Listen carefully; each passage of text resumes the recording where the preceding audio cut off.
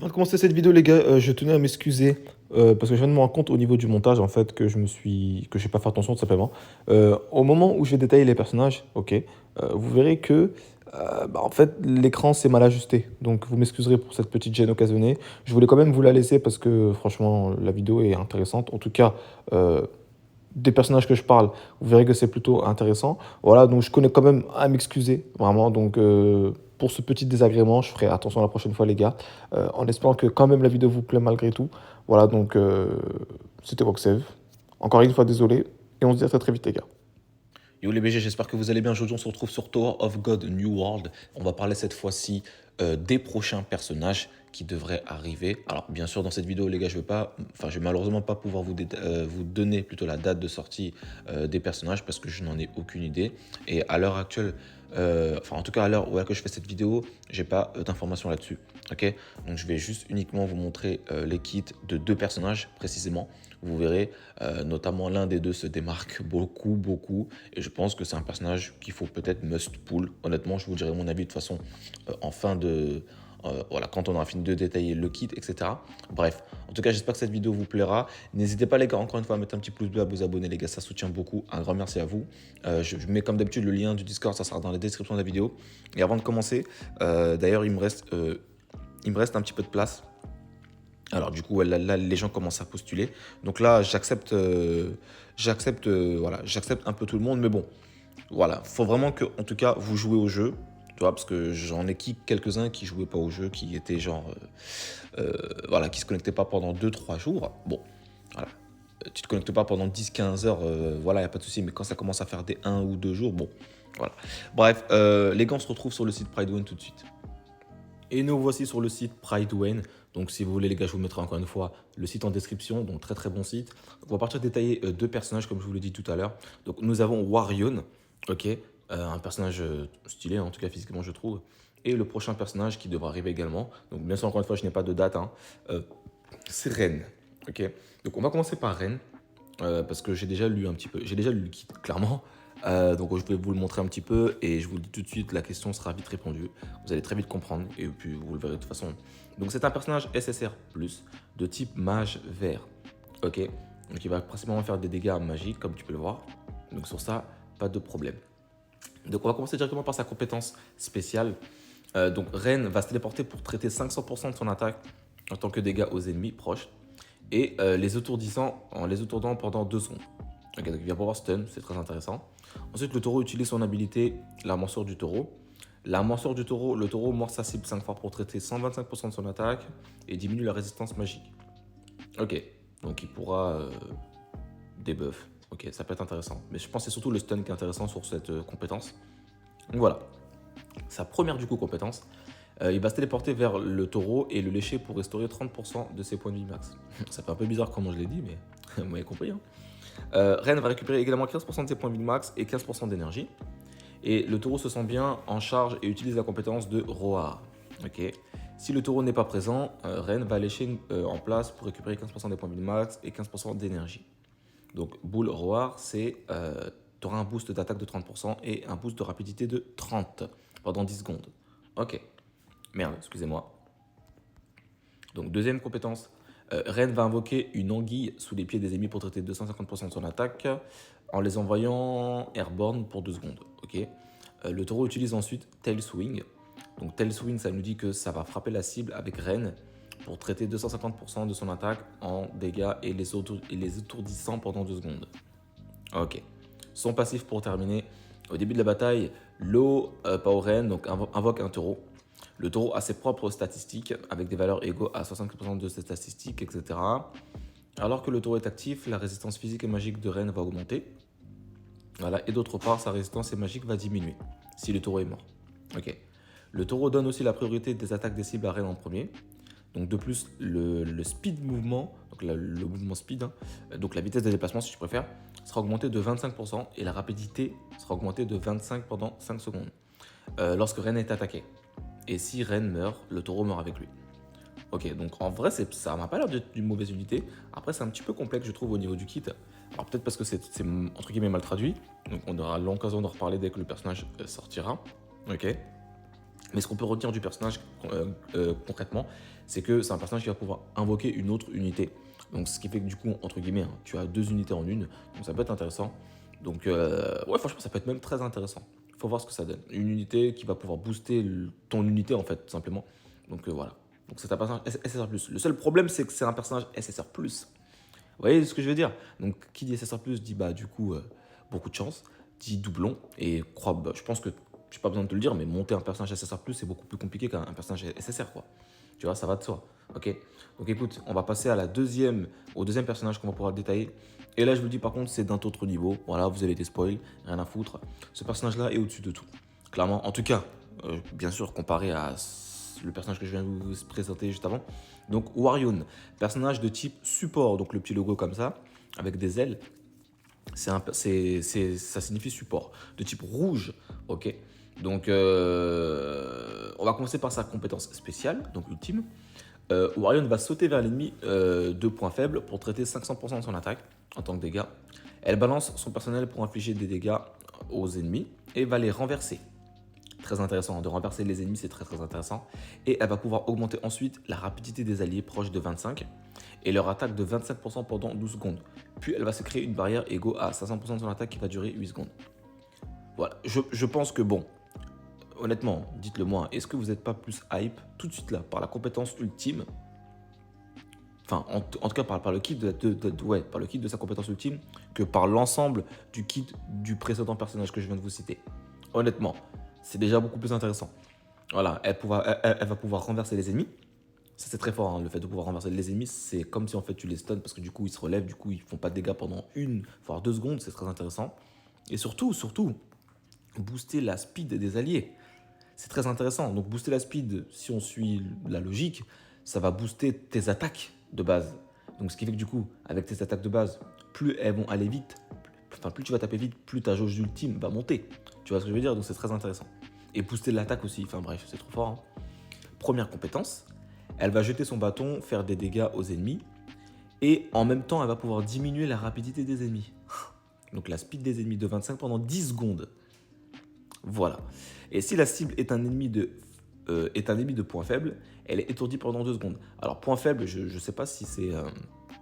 genre si par exemple tu es en désavantage, faudrait voir, parce que point faible, le personnage est rouge, donc la force, donc, le personnage est rouge, donc elle a l'avantage contre le vert. Donc si tu tombes sur des ennemis verts, c'est monstrueux. Je sais pas si c'est ça, hein, peut-être pas. En tout cas, ce qu'il faut retenir, c'est que c'est monstrueux. Elle va pouvoir booster la speed des alliés, l'attaque, et diminuer la speed des ennemis, les gars. Pour ceux qui connaissent Eversoul, le jeu Idle, d'ailleurs très très bon jeu Idle, n'hésitez pas. Bah les gars, c'est la même chose. Elle fait plus ou moins la même chose, sauf qu'elle booste pas l'attaque. Vous voyez? Donc elle booste la speed et débuff la speed. Donc ce qui fait que du coup ta team, en fait, c'est comme si tu avais un boost d'ultime, en fait. Tu vas plus vite. Ta team va cycler plus rapidement. C'est très très fort. Je pense en PVP ou en PVE tout court, ça va être monstrueux. Vraiment. C'est la deuxième compétence. Elle va tracer un chemin vers l'ennemi de weak point. Elle ordonne ensuite à tous les coéquipiers de se déplacer rapidement vers l'ennemi weak point et de les attaquer pendant que le chemin est actif. Et le chemin dure 10 secondes et augmente la rapidité des alliés de 50. Alors ça, je suis un peu dubitatif. Je pense que ça va dépendre de comment ça se passe, comment ça se met en place. Parce que ordonner, hein, là c'est pas genre tu ordonnes genre des attaques. Là c'est ordonner de se déplacer. Vous voyez ce que je veux dire? C'est différent. Donc si par exemple tu joues des personnages à distance, comme Wagnan ou d'autres personnages, je crois qu'Evankel aussi il attaque à distance. Je sais plus, dites-le moi parce que je l'ai plus. Hein. Il me semble qu'il attaque à distance. Hein. Peut-être pas, je sais plus. Bref, en tout cas, pour ceux qui jouent des personnages à attaque à distance, bah tu vois, se déplacer vers les ennemis c'est très dangereux. Vous voyez ce que je veux dire? En tout cas vers l'ennemi. Donc, vous voyez, donc en fait, il faut voir comment ça se fait, comment ça se passe. Donc, mais en tout cas, l'idée est là, tu vois, le kit est très intéressant. Et surtout de booster la speed des alliés. C'est trop fort, les gars. C'est trop fort. Donc, et le passif, Orion va trouver l'ennemi qui a l'attaque la plus élevée au début de la bataille et va le marquer comme point faible. Ok, donc là, on a la réponse à la question. Donc, le point faible, c'est elle en fait qui va l'appliquer. Et ça va pouvoir booster l'attaque des alliés de 25%, le taux de crit de 25%. Et lorsque l'ennemi, lorsqu'elle attaque un ennemi de weak point, et non.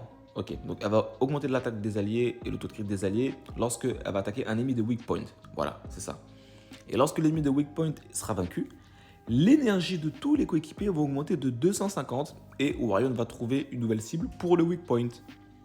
Donc, concrètement, on va détailler le personnage, enfin on va faire un résumé du personnage.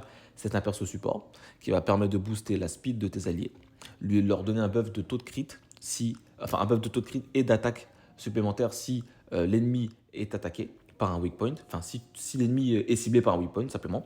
Et en tuant cet ennemi-là qui sera ciblé par le weak point, et ben, tu vas pouvoir donner de l'énergie à toute ta team et recibler un autre personnage. Vous voyez ce que je veux dire? C'est monstrueux. C'est très, très, très fort. Honnêtement, je pense que c'est un personnage must pull. En tout cas, au niveau du kit, ça m'a l'air d'être très intéressant. Vraiment, c'est très fort. Donc,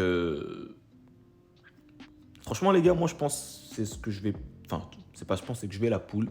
Donc, clairement, j'ai très peu de diamants de côté. Voilà. Mais en tout cas, on va quand même pull parce que c'est un personnage qui en vaut le coup, je pense. Donc, commencez à garder vos diamants. Je sais pas si on pourra utiliser les tickets sur cette bannière. Faut voir. Faut voir. Bref, en tout cas, au pire, les gars, ce qu'on va faire, c'est que je vais vous montrer un petit peu des idées de team, ok, qu'on pourra faire autour d'elle, ok, et ensuite, on s'arrêtera sur ça. Ok, les gars, donc on se retrouve sur le jeu directement. Ok, donc on se retrouve sur le jeu, les gars. Donc, on va faire comme si je lançais une game, ok. Donc, bon, là, c'est la team actuelle, ok. Donc, celle que je vous ai présentée dans ma précédente vidéo, tout simplement. Donc, partons du principe qu'on chope Warion, ok. Donc, encore une fois, c'est pour ça que je vous ai dit, c'est un perso rouge, donc c'est chiant. Parce que je vous dis ça, les gars, l'effet de buff élémentaire, c'est très, très, très important.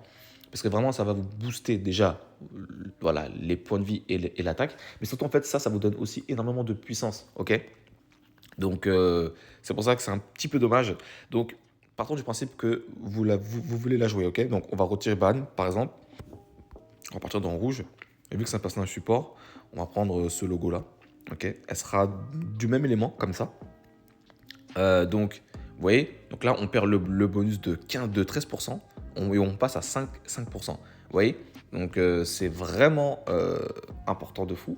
Donc, ce qu'on pourrait faire, c'est que si vous avez un personnage rouge défense bien monté de fou furieux, ok, et ben de retirer le personnage défense, ou alors peu importe, enfin, là je prends l'exemple du personnage défense, mais ça peut être un autre personnage DPS que vous avez dans votre team. En fait, l'idée là, c'est de jouer deux persos rouges. Ok, si vous jouez light ou dark, peu importe, si vous jouez dark ou light, c'est la même chose. Il faut jouer deux persos rouges et ensuite vous aurez le bonus de 10%. Ok, donc c'est pas le bonus de 13 et 13%, mais c'est déjà ça. Ok, c'est déjà beaucoup plus intéressant. Et là, vous partez comme ça. Et là, vous avez vu qu'on a un personnage défense. On a un petit peu de tout dans la team. Tu vois, on a deux supports, un DPS corps à corps, un DPS à distance et un tank. Pour moi, c'est ce qui est le plus équilibré quand tu fais une team. Tu mets deux DPS, distance, corps à corps, deux supports. Après, ça dépend ce que les supports font. Si les deux supports heal, c'est pas utile. Comment ça s'appelle, Bam peut heal. Donc c'est très intéressant. Et elle, donc on va dire Warion, comme si c'était le personnage, pourra booster la speed et l'attaque. Vous voyez ce que je veux dire? Donc c'est très très important et très intéressant, je trouve, en tout cas. Donc voilà. Par exemple, voilà, je vais prendre l'exemple encore une fois avant de terminer la vidéo. Si vous jouez Dark, vu que moi je joue pas Dark, donc j'ai pas de perso tank, donc j'ai pas Karaka par exemple, mais on va dire que lui c'est Karaka. Ok, et que vous jouez Kun. Ensuite que là vous mettez genre, on va dire que ce perso là c'est, alors Andorsi elle attaque au corps à corps, je crois. Non, Andorsi c'est un personnage assassin, donc c'est ce logo là. Donc on va dire que ça c'est Andorsi. Et là vous mettez, en fait là l'idée c'est de mettre deux persos rouges. Donc encore une fois vous faites ça. Vous mettez tout simplement le support que je vous ai montré, donc Warion, comme si c'était elle, et un autre perso rouge pour avoir le bonus. Parce que là si vous mettez un perso violet, vous aurez, ah bah si. Ok, autant pour moi. Mais comment ça se fait? Comment ça se fait que j'ai le bonus de comment ça s'appelle? De 13%? Ah, mais ok, d'accord, non, je comprends, ok. Non, c'est parce que, ouais, ok. C'est parce qu'en fait, moi, je joue 4 éléments. Donc, je joue 4 persos de type dark et un perso de type rouge. Donc, le bonus reste pareil. Voilà. Tandis que si je joue ma team de base, donc on va quitter, on va mettre. Voilà, donc ma team de base, en fait, là, je joue un perso vert. Et du coup, si je retire un perso jaune, ça fait un perso vert et un perso rouge. Du coup, j'ai plus le bonus. Ouais, c'est pour ça. Donc, en fait, l'idée, ça aurait été que j'ai... en fait, l'idée même, je pense, c'est ce que je vais essayer de faire peut-être. C'est de commencer à monter rack pour le jouer. Et comme ça, là, je mets un perso rouge. En vrai, je vous conseille même de faire ça. Voilà. Clairement, c'est ce qu'il faut faire. Si vous avez Rack, vous faites ça. Et là, c'est parfait. Parce que Rack, c'est un personnage défensif, très très fort défensivement. Et Yuri, c'est un personnage défensif, mais plus offensif. Vous voyez ce que je veux dire? Yuri, c'est du tank, mais DPS à la fois. C'est ça qui est monstrueux. Et lui, c'est vraiment du tank, tank, tank. Donc, mais sinon, si tu veux avoir une team optimisée, c'est comme ça. Bref, on va pas s'étaler là-dessus. En tout cas, on aura l'occasion d'en parler dans des prochaines vidéos si le personnage arrivera. Voilà, donc c'était tout pour cette vidéo. J'espère que celle-ci vous a plu. Encore une fois, les beaux gosses. N'hésitez pas à me le faire savoir. Et puis, comme d'habitude, les gars, on se dit à très très vite pour de prochaines vidéos, les gars. Ciao, ciao.